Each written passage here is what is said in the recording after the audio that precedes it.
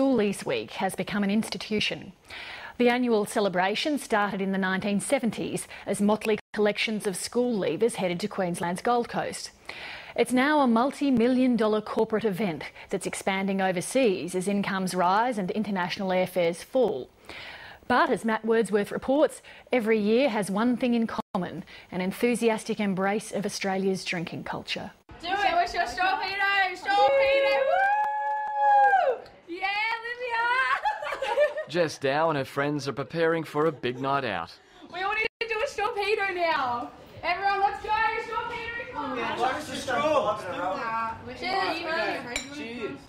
It's only mid-afternoon, but the group of Melbourne school leavers has already started doing strawpedos, a drinking technique involving an alco pop and a straw.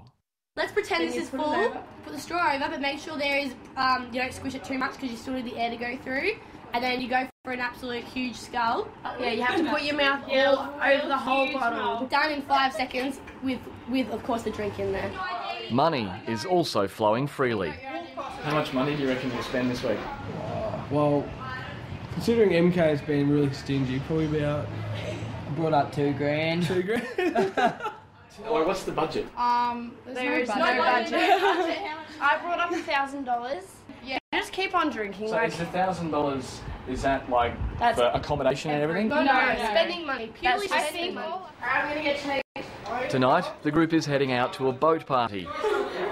So outfits need to be selected and makeup carefully applied. Gotta look good for all the boys. For the boys. Have you got a boyfriend? Yeah. They're just here to have fun, but sometimes tragedy strikes. 17-year-old Isabel Coleman fell to her death from a high-rise not far away. In Byron Bay, a young woman was sexually assaulted. I bet your parents gave you a big chat before you came here. Oh man. Not allowed on balconies. That was a big thing? Yeah. Yeah. It's bad. Yeah, Mum's freaking out.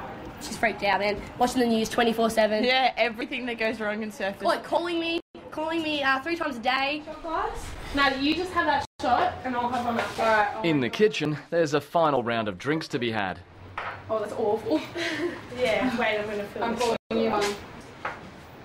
Hey, you didn't finish it! You didn't finish it! Yeah, you put it in your mouth. Finish it now! You have a half one! Oh, alright. Alright, let's go!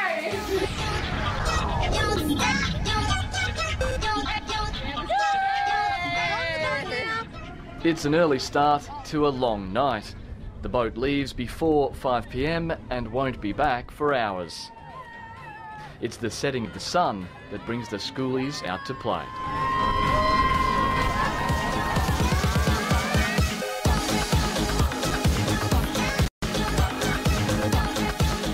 This is the thumping heart of Schoolies, Cavill Mall and Orchard Avenue in Surfers Paradise. Electronic music pounds out of the clubs as up to 10,000 young visitors from New South Wales and Victoria wait to get in. Last week it was heaving with about 30,000 Queensland Year 12 graduates.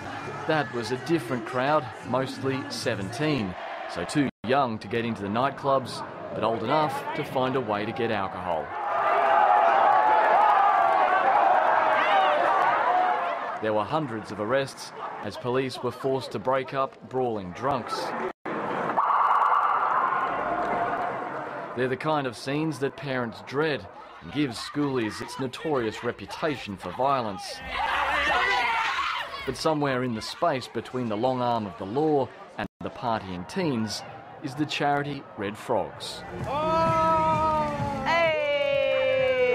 Frogs, sure you can. Andy Goulet set up the organisation 15 schoolies ago.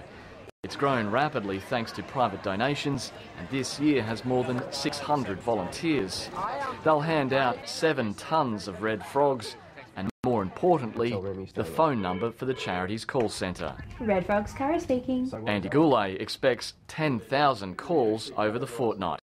I guess it's brothers and sisters tell their younger siblings about the froggies, and they're the guys that walk you home late at night and look after you.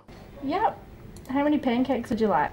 About 1/3 of the calls will be for the free pancake service. We're going to make M&M ones or Kinder Surprise? Teams have negotiated to get into most of the coast's towering unit blocks. The teens are happy because they get fed, and the red frogs get access that other organisations like the police and ambulance can only dream of. She had had a little too much to drink, and just by chance I opened out my apartment door and I yelled out, "Is that red frogs?" Because I heard people's voices.